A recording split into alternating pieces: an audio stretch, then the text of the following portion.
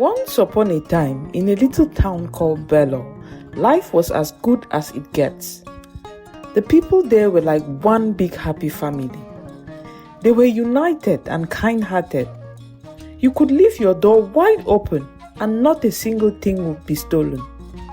If someone dropped their wallet, a friendly stranger would pick it up and return it. They all pitched in to help and raise each other's children and shared everything they had. The land was rich and fertile, perfect for farming and trading, which brought wealth and harmony to everyone. They worked side by side, making Beggar a truly wonderful place to live. People from nearby areas often wished they could join this thriving, close-knit community. The people of Beggar were so kind and welcoming that when a stranger, a beggar, wandered into town one morning and set up his spot in the market square, no one raised their eyebrows. The stranger's name was Samu. He had just one good leg, and his hair was tangled in dirty dreadlocks. His clothes were tattered and filthy. Samu would sit on the ground with an old red plate in front of him, politely asking the townspeople for help. The people of Beggar, being as nice as they were, would give him many coins. They felt sorry for him, thinking how tough life must be for someone like him. You see, there were no beggars in Beggar because everyone was doing well, so Samu's presence really tugged at their hearts. The fact that he had only one leg made them feel even more sorrier for him. Every morning, Samu would show up in the town square to beg, and in the evenings he would leave. No one knew where he went or where he lived. All they knew was that he arrived in the market square each morning and disappeared each night. The townspeople were very curious about Samu.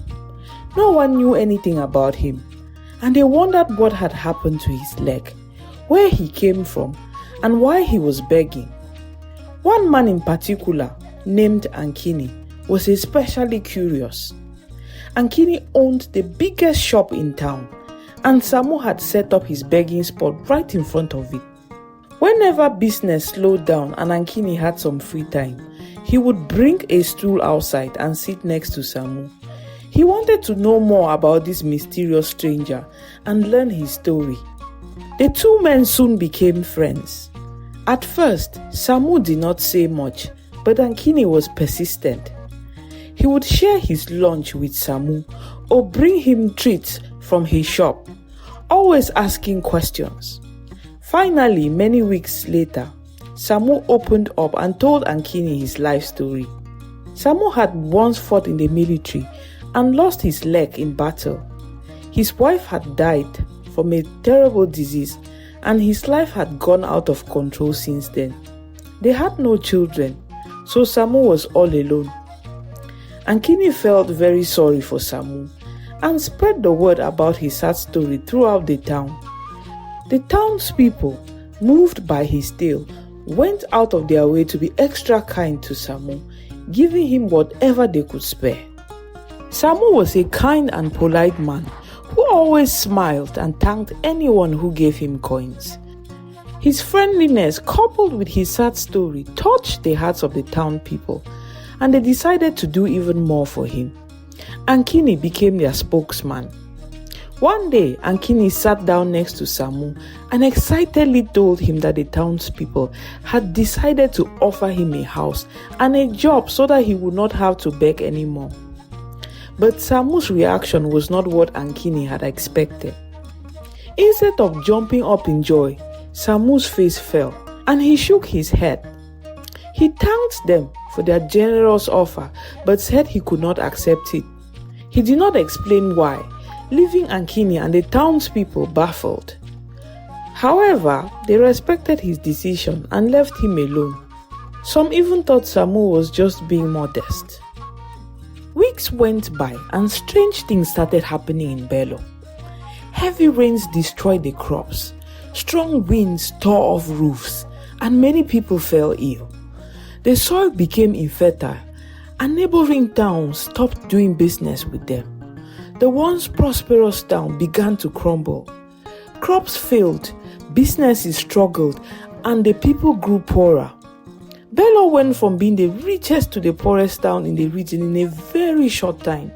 Confusion and despair spread as the townspeople consulted a local witch doctor, but he found no explanation for their sudden misfortune. Everyone was baffled by how their thriving town had become the worst place to live in. Things got so bad that Ankini decided to find work in a neighboring town. He planned to work there for 5 days a week and spend weekends with his family. He knew he would miss his family, but they all agreed it was the only solution. On the day Ankini was supposed to leave Bello, he packed his belongings and decided to stop by the market to say goodbye to Samu. But Samu was nowhere to be found. When Ankini asked around, people told him that they had not seen Samu in weeks. He had disappeared around the same time the bad things started happening in the town. They said he had vanished as mysteriously as he had appeared. Ankini was baffled and heard that Samu had left without a word of goodbye, but he decided to put it out of his mind and continue with his life. He wished Samu all the best wherever he was. In the new town called Bambui, Ankini started with a small roadside vendor shop where he sold fruits. He could not afford a stall in the big market, so he settled for the roadside. It was a far cry from the shop he had owned before, but he knew he had to start somewhere with the little savings he had left. He lived with a friend who offered him shelter until he was more stable. Business was slow at first, but Ankini expected that since he was new in town.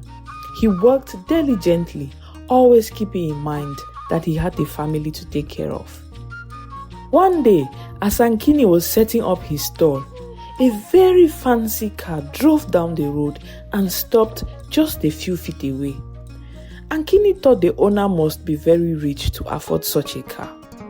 The driver hopped out and opened the side door. A man stepped out wearing fancy shoes and fancy clothes, clearly someone of importance. People from the big building supply store across the street rushed out, bowing and greeting the man. He seemed to be their boss. Ankini watched from afar, and when the man finally turned to face him, Ankini was shocked. The man looked exactly like Samu, but it was impossible. The Samu Ankini knew had one working leg, while this man walked with ease. Samu had messy dreadlocks, but this man's head was clean shaven and his clothes were spotless. Ankini could not help but stare. Despite the differences, a part of him just knew that the man standing before him was Samu. Ankini left his stall in a hurry and rushed over to the man. Happily he called out, "Samu, my friend, where did you come from?" But he was met with a blank stare. The man looked at Ankini as if he had never seen him before. Confused, Ankini hesitated. He might have been mistaken, but he was sure this was Samu. The man's voice when he asked Ankini who he was and if they knew each other sounded exactly like Samu's. Samu had a gap in his front teeth, and so did this man. That convinced Ankini, but the man turned his back to Ankini and walked away, insisting that he did not know him. People around looked at Ankini strangely. Ankini went back to his stall, feeling hurt.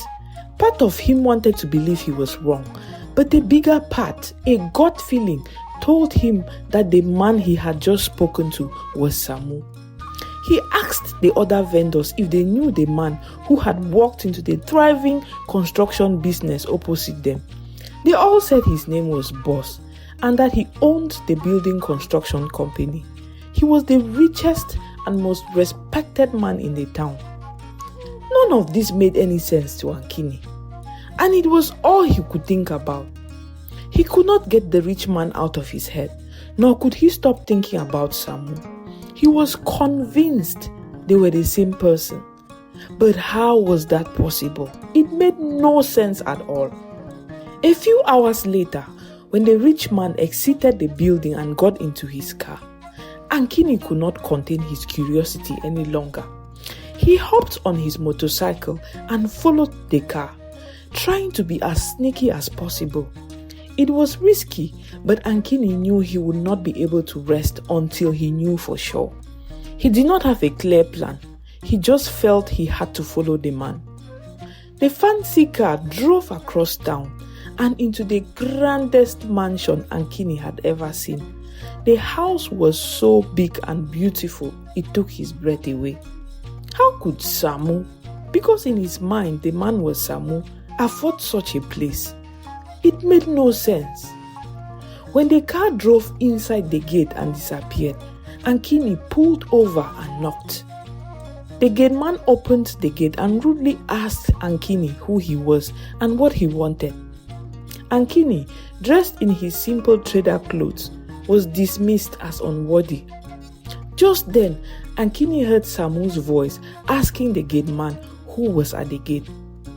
Seizing the opportunity, Ankini dashed inside before the gate man could stop him. Inside the compound, Ankini saw a beautiful woman and 2 children rush out of the mansion and into Samu's arms. They looked so joyful, calling him daddy, and the woman mommy. The gate man tried to push Ankini back out, and that was when Samu and his family noticed him. As Ankini struggled with the gate man, he called out to Samu, saying he needed to talk to him. Samu left his family and stormed over to Ankini. His face was twisted in anger as he jabbed his fingers towards Ankini's face. He wanted Ankini to stop calling him Samu, insisting that his name was Boss and that they were strangers to each other. He commanded Ankini to leave and never come near him and his family again. Ankini wanted to argue, but the venom in Samu's voice and the darkness in his eyes sent shivers down his spine. The man seemed different, more menacing than the Samu he knew. Perhaps he had made a mistake. Just as Ankini was about to turn away, Samu's wife approached.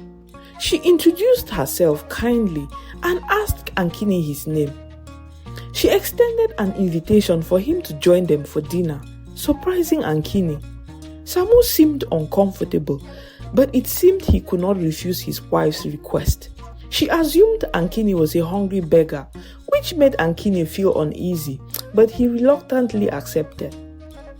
This story teaches us to be careful about who we help in life.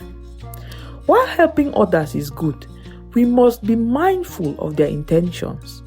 Sometimes the people we help might not wish us well. The world is complex, and even if we don't all believe in the supernatural, we can't always deny its existence. Helping others is a noble act, but we should always be cautious. It's important to look out for the signs that something might be wrong. Trust your instincts and be aware of the people around you. The story of Samu shows that evil can hide behind a kind face. Always do good, but be wise.